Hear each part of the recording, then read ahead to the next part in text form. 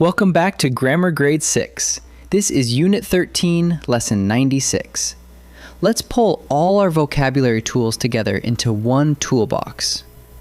Over the last few lessons, you learned to read the words around a mystery word, to break words apart with prefixes and suffixes, and to spot words that match or clash in meaning. Today, we'll dust off each tool, see it in action, and practice choosing the right one. Let's dig in. First, let's lay all the tools out on the table. When you meet a brand new word, you don't have to panic, and you don't always need a dictionary. You have 5 tools ready to go. Context clues let you use the surrounding words for hints. Prefixes are the little parts at the front of a word. Suffixes are the parts at the end.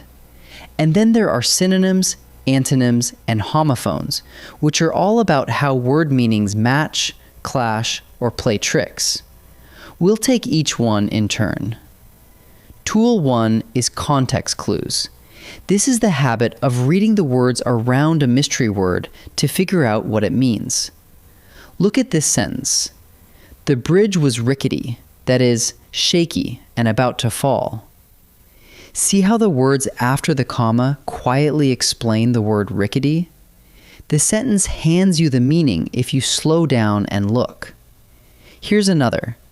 The path was arid, meaning dry with no water at all. There it is again, a little definition tucked right beside the hard word. So whenever a word stumps you, read around it before you do anything else. Tool 2 is prefixes, the little parts we add to the front of a word. Take un, which means not. Attach it to the front of safe, and you get unsafe, which simply means not safe. 2 more worth knowing. Re means again, so reread means to read something again. And pre means before, so preheat means to heat the oven before you cook. Each prefix carries its own meaning, and it hands that meaning to the front of the base word. Front of the word, front of the meaning. Tool 3 is suffixes, the parts we add to the end of a word. Start with hope, then add the ending full, which means full of. You get hopeful, meaning full of hope. Here are 2 more endings to keep handy. The suffix less means without, so fearless means without fear.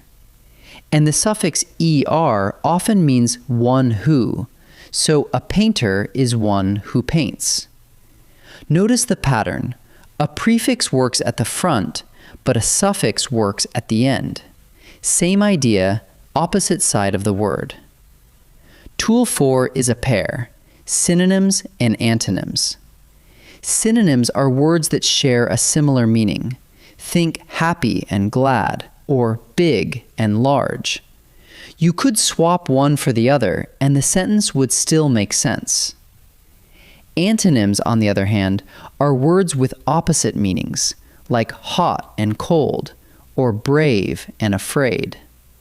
A quick way to remember, synonyms sit on the same side of an idea, while antonyms sit on opposite sides. Matching or clashing, that's the whole test. Tool 5 covers the sneaky words, homophones and homographs. Homophones sound alike but are spelled differently, like sail and sail, or road and road. Your ears can't tell them apart, so you have to think about the meaning.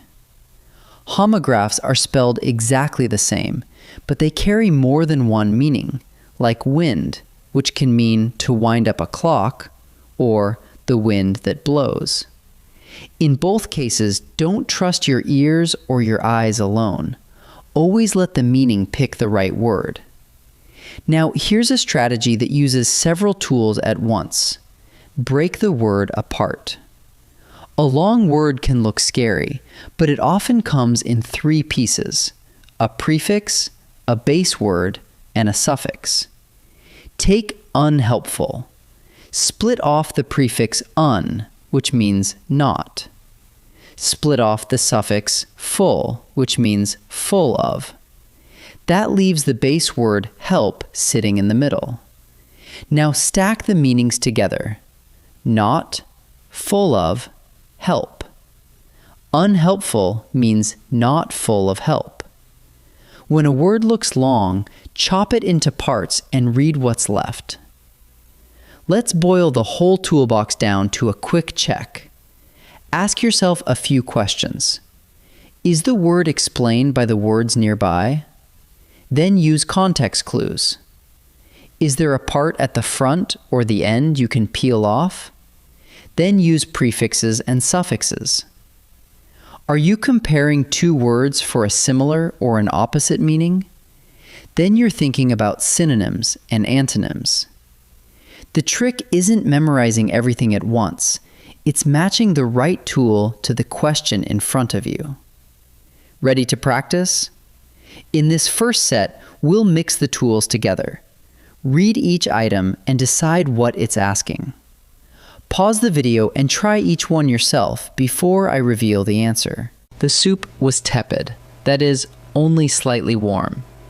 How do you know what tepid means? Notice the words right after the comma, only slightly warm. The sentence hands you the meaning. That's a context clue. So the answer is context clues. What does rewrite mean? Break it apart. The prefix re means again, and the base word is write. Put them together, and rewrite means to write it again. So the answer is write again. Tiny and huge. Are these words with a similar meaning or an opposite one? Tiny means very small, and huge means very big, so they point in opposite directions. That makes them antonyms. So the answer is antonyms. Now let's put the tools to work building and choosing meanings. Think about each word part and let the meaning guide you. Pause and try each before I answer. What does harmless mean? Look at the ending. The suffix less means without, and the base word is harm. So harmless means without harm. In other words, safe. So the answer is without harm. He was joyful, meaning full of blank. Break the word apart. The suffix full means full of, and the base word inside joyful is joy. So joyful means full of joy. So the answer is joy. We bought the coat while it was on blank. Is that sale, like the sale of a boat, or sale, meaning a discount? Buying a coat cheaply happens during a sale. Let the meaning decide. So the answer is sale. S-A-L-E. Let's wrap up our review. Context clues let the words nearby define a hard word for you. Prefixes go on the front, suffixes go on the end. So when a word looks long, split it apart into pieces. And remember, synonyms match in meaning, antonyms clash, and homophones sound alike but trick your ears. So always let the meaning make the final call. Keep all 5 tools in your toolbox, and no new word will ever be able to stop you. Great work today.